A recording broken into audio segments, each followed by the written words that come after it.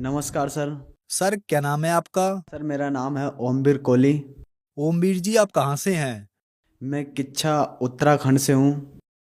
Sir, संत रामपाल जी महाराज से नाम दीक्षा आपने कब ली? सर मैंने संत रामपाल जी महाराज से नाम दीक्षा ली थी 2020 में। ओमवीर जी, अपने भक्ति सफर के बारे में बताइए। आपने क्या क्या भक्ति साधनाएं पूजाएं की हैं? सर मैं पहले शिव जी की भक्ति करा करता था, हनुमान जी की भी भक्ति करता था। और मैं मूर्ति बनाने का काम जानता हूँ। मैं मूर्तियाँ भी बनाता था देवी देवताओं की। और सर मैंने जो समाज के जो साधु संत होते हैं, बड़ी बड़ी जटा रखाए हुए होते हैं, मैं तो भगवान की तलाश में मैं सोचता भाई इनको ही पता होगा।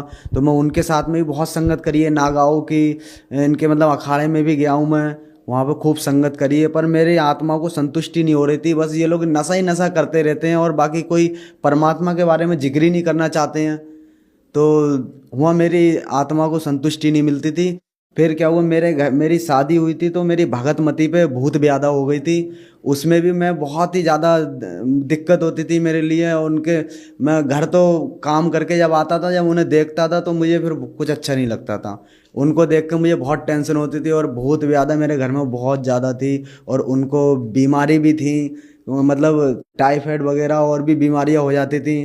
तो उससे मैं बहुत परेशान रहता था। मैं सियानों के पास में और डॉक्टरों के पास में जा जा करके थक गया था सर। जैसे कि भूत ब्यादा थी मेरे घर में, तो मैं जब घर के अंदर आता था तो मुझे नहीं दिखते थे भूत लोग। वो हमारी घरवाली जो थी, उनके लिए सपा बेड पे बैठे हुए वो लोग देखा करते थे और उनके तरफ हंसते थे। उनको कोई कैसा दिखता, कोई कैसा दिखता, वो रो रो करके बताती, मेरे पीछे तो भाग जाती, देखो ये आ रहा मेरे तरफ, कुछ ऐसे कर रहा है, ऐसे कर रहा है। मैं बहुत परेशान था। मैं शिव जी की भक्ति करता था।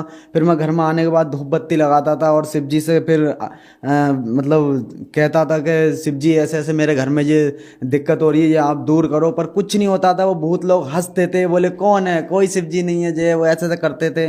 तो मुझे बड़े, मैं रोने लग जाता। मैं कहता बताओ, भगवान भी साथ नहीं दे रहा है और कोई किसी के साथ नहीं दे रहा। घर में भी कोई लोग साथ देना नहीं चाहते थे, क्योंकि भूत से तो सभी डरते हैं कि भाई हमसे नहीं चिपक जाए।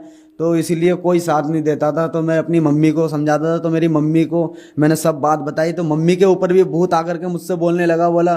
तो मैंने कि बताओ, जिसको मैं बताना चाहता हूँ उसी के ऊपर आकर के जो लोग मेरे लिए ऐसे करते हैं। फिर मैं कहता था तुम मेरे ऊपर भी आकर देखो एक बार। तो बोले तेरे ऊपर ही तो बस नहीं चल रहा है, नहीं तो तेरे पे भी आ जाए हम, पर तेरे ऊपर आ नहीं पा रहे हैं। मैंने कि क्यों नहीं आ पा रहे? बोले तेरी कोई ना कोई तो रक्षा कर ही रहा है। तो ऐसे करके बोलते। तो मुझे इतना एहसास होता था कि परमात्मा का हाथ हमारे सर पे है, पर परमात्मा है कौन ये नहीं पता था।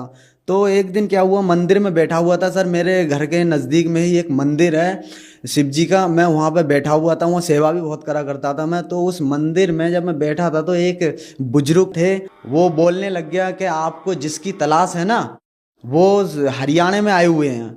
मैंने कहा मुझे किसकी तलाश है? बोले आपको भगवान की तलाश है ना, परमात्मा की। मैंने कहा हाँ, मेरे को भगवान की तलाश है। तो बोले वो हरियाणा में आए हुए हैं। मैंने कहा हरियाणा में कौन? तो बोले संत रामपाल रूप से आए हुए हैं। मैंने कहा अच्छा। तो मैंने मोबाइल में फिर निकाला, बोले मोबाइल में उनका बहुत आ रहा है। तो मैंने मोबाइल में निकाल के देखा संत रामपाल जी महाराज के बारे में। तो उसमें जब देखा तो परमात्मा का, मैंने जब सत्संग देखा संत रामपाल जी महाराज का, तो उसमें वो बताते हैं कि भाई जब तक गुरु ना मिले सांचा, तब तक बदलो दस पांचा। और गुरु के शरण में आने के बाद में हमारे सभी संकट दूर हो जाने चाहिए।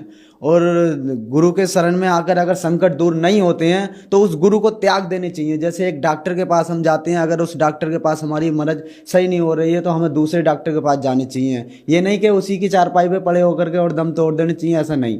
तो इसीलिए अगर गुरु भी अगर हमें सही नहीं मिला हुआ तो गुरु चेंज कर देने चाहिए। तो मैंने कहा यार बात तो बड़ी अच्छी कह रहे हैं जे। तो मैं संत रामपाल जी महाराज के सत्संग सुनता रहा, सुनता रहा, सुनता रहा। एक दिन क्या हुआ, बारिश हो गई खूब तेज की, और हमारे टीन सेट है मेरे घर में। तो टीन सेट में से पानी टपकने लग गया। तो हमारी जो घरवाली थी वो अकेली थी घर पे, मैं बाहर था। तो पानी की खूब मोटी धारा एकदम गिरने लग गई चिचिया के। तो उनने परमात्मा कबीर साहब जी को, संत रामपाल जी महाराज को एक बार उनको याद करा था हमारी घरवाली ने कि हे परमात्मा, अगर आप सत्संग देते हो, आप सदगुरु हो, तो मेरे घर का ये पानी टपक रहा है ये बंद कर दो। और लाइट भी नहीं थी उस वक्त, बारिश आ रही थी, तूफान जैसा आ रहा था। तो वो पानी एकदम झम हो गया। फिर जो है मेरे घर में भूत ब्यादा थी, वो भी हल्के हल्के, मतलब जब उन परमात्मा संत रामपाल जी महाराज से मैंने जब नाम दीक्षा ली थी, फिर उसके बाद में मेरे घर में भूत ब्यादा के जो जितने भी चक्कर थे वो सब समाप्त हो गए। ओमवीर जी, आप बहुत परेशान थे। हम साधु संतों की तलाश इसलिए करते हैं कि हमें लाभ मिले, हमारे दुखों का निवारण हो। तो संत रामपाल जी महाराज को अपना गुरु बनाने के बाद आपके क्या अनुभव रहे? हाँ जी, मेरी परेशानियाँ दूर हुई। जैसे कि मैं पहले नाम नहीं लिया था मैंने परमात्मा से, तो मैं बहुत ही दुखी था।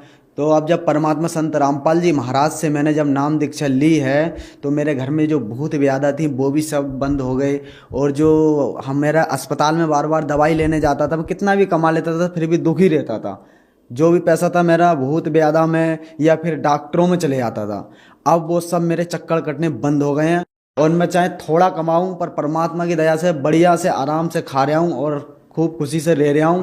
संत रामपाल जी महाराज के शरण में जब से आया हूं, जब से मुझे कोई दिक्कत नहीं है और बढ़िया सुख शांति से रह रहा हूं। मैं सर पहले नकली जो बाबा लोग हैं, जो साधु लोग, इनके साथ में पहले रहा करता था। मैं तो परमात्मा की चाहत में इनसे चिपका, तो इन्होंने मुझे नशे से लगा दिया। मैं नशे करने लग गया था। मैं बड़ी बड़ी चिल्में खूब भर करके पी जाता था उनके साथ में बैठे बैठे, और खूब मेरी आंखें चढ़ जाती थी। ये समझ लो, सुबह उठता था तब भी यही चरस पीता था चिल्मों में भर के, और शाम के सोते समय तक, रात के 12 बजे तक ऐसे ही बनाता था। मतलब चिल्में पीते रहता था। वो धूने पे बैठ करके, एक मंदिर के अंदर धूना जला करके उसमें चाय बनाते थे, कभी भोजन बनाते थे, कभी चिलम बनाते थे, वहाँ बैठ बैठ के पीते थे।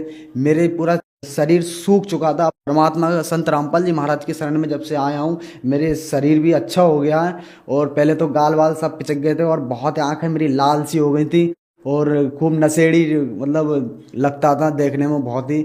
संत रामपाल जी महाराज से जैसे ही मैंने नाम लिया है, मेरे सब नशे छूट गए और मैं आज सुख का जीवन बिता रहा हूँ। ओमवीर जी, बड़ी विडंबना है। हम साधु संतों की तलाश इसलिए करते हैं कि हमारे दुख परेशानियां दूर हों, हमें लाभ मिले। लेकिन आप जिन भी साधु संतों के पास गए, संत रामपाल जी महाराज को छोड़कर, उन्होंने आपके दुख तो दूर नहीं किए, बल्कि आपको नशे की लत लगा दी। तो जो दर्शक आज आपको टीवी पर देख रहे हैं और उनको भी ऐसा लगता है कि सभी साधु संत एक जैसे होते हैं, तो उनके लिए आप क्या कहना चाहेंगे? सर मैं भक्त समाज के लिए ये कहना चाहता हूँ, सभी संसार के लिए यही कहना चाहता हूँ कि जो नकली साधुओं से और नकली गुरुओं से जो लगे हुए हैं, उनसे दूर हटें और संत रामपाल जी महाराज के ज्ञान को समझें। वो क्या ज्ञान देने जा रहे हैं, सभी शास्त्र हमारे क्या गवाही दे रहे हैं। सभी शास्त्र एक परमात्मा की तरफ उंगल उठा रहे हैं। वो परमात्मा कौन है और वो कहाँ रहता है, इसकी जानकारी सदगुरु संत रामपाल जी महाराज सभी शास्त्रों के अनुसार बढ़िया करके समझा रहे हैं। सभी समाज से मैं यही कहना चाहता हूँ कि सतगुरु संत रामपाल जी महाराज की शरण में आएं और अपना कल्याण कराएं और इन नकलियों के चक्कर में ना पड़ें जो आपको लूट रहे हैं। अगर आपका भी इन पर विश्वास है तो आप इनसे यही पूछो कि भाई परमात्मा कौन है, कहाँ रहता है, तो ये यही कहते हैं कि निराकार है। ओमवीर जी, संत रामपाल जी महाराज से नाम दीक्षा कैसे ली जा सकती है? सर संत रामपाल जी महाराज से नाम लेने के लिए हम सत्संग देखते हैं चैनल पे, उसके नीचे एक पट्टी आती है, उस पर नंबर छपे हुए आते हैं, उस पर नंबर पे कॉल मिलाएं और बात करें। वो आपके किसी भी नज़दीकी नाम स्थल केंद्र का नंबर बताएंगे, वहाँ से संपर्क होगा आपका और फिर उस हिसाब से आप नाम ले सकते हैं और सदगुरु संत रामपाल जी महाराज की शरण में आ सकते हैं। धन्यवाद सर। सर